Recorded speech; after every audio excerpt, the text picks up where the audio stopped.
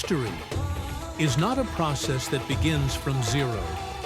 No civilization emerges out of a void. What is new always carries something from what came before. Two major religions that shape much of today's world, Christianity and Islam, were born within such a world. Before them, there was an ancient world, vast and complex, with its own cities, institutions, legal systems, and ways of understanding knowledge. That world did not disappear. It merely withdrew from the stage. And what it left behind was a powerful legacy about how to think, how to rule, and how to understand the sacred. And this is where the real question begins. What did Christianity and Islam do with this legacy? Did they inherit it as it was? Did they transform it? Or did they build an entirely new foundation? This video is not about how the ancient world collapsed. It is about how that legacy passed into Christianity and Islam, and how these two faiths rose upon ancient foundations.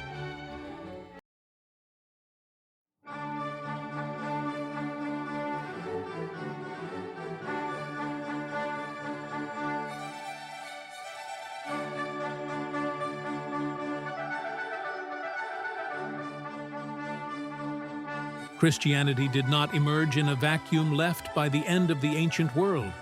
It arose on a historical ground where the Roman order was beginning to dissolve. Yet its mentality and institutions remained deeply influential. For this reason, Christianity's relationship with the ancient world was shaped not by a clean rupture, but by a reorganization of inherited structures. The early structure of the religion contained a flexibility that allowed sustained contact with the concepts and institutions of antiquity. At the core of this flexibility lies Christianity's understanding of prophethood. From the very beginning, Christianity did not develop a detailed or strictly normative doctrine of prophethood. Although the essence of the faith was centered on the figure of Jesus, the framework governing social life, legal relations, and communal order was largely constructed by the apostles and early church authorities. This distance between the core of belief and social practice created an interpretive space, making it possible for the religion to adapt to different contexts. As a result, rather than establishing a rigid normative system in its early phases, Christianity took shape in interaction with the existing orders it encountered.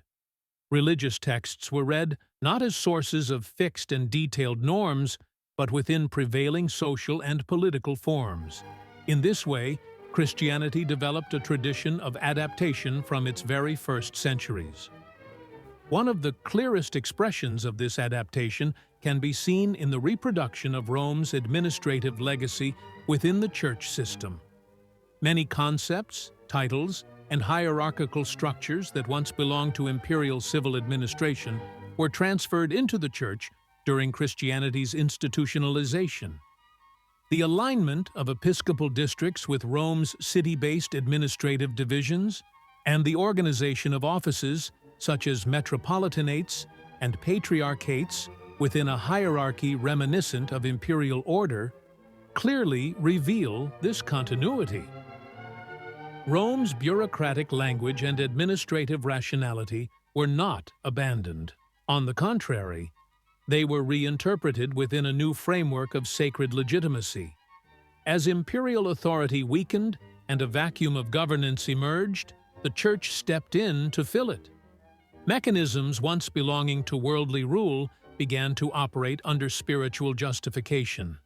Thus, even as Rome lost its political center, its institutional and mental legacy continued, carried forward through the Church.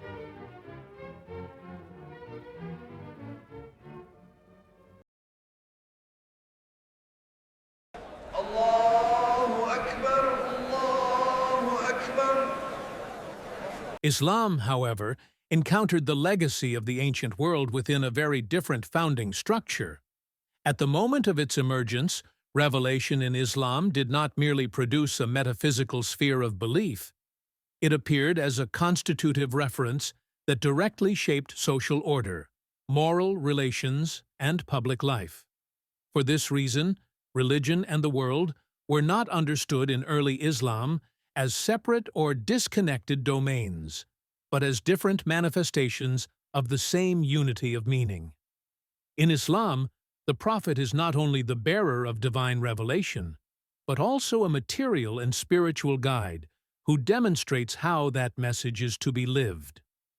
Revelation took form together with prophetic practice. And belief, morality, and social order became clearly defined already in the founding period. This made it possible for the Muslim community not to construct its norms retrospectively, but to be shaped directly under prophetic guidance. This founding experience enabled the early formation of Muslim self-understanding and mental worldview. The principle of Tawhid made it possible to comprehend existence not as fragmented and autonomous spheres, but as a unified and hierarchical order of meaning. Knowledge, power, law, and morality were not understood as isolated domains, but as different expressions of the same principled foundation. One of the clearest illustrations of this approach is found in the Abbasid experience, Greek philosophy, the Iranian bureaucratic tradition, and the intellectual world of India. Fields that were originally disconnected were brought together under the umbrella of Islam and became part of a single historical universe. What proved decisive in this process was the domestication of unfamiliar concepts and institutions through the unifying method of Tawhid. Elements belonging to ancient and classical legacies did not become independent sources of authority. Instead, within the meaning order defined by revelation, they were incorporated into the Muslim intellectual world.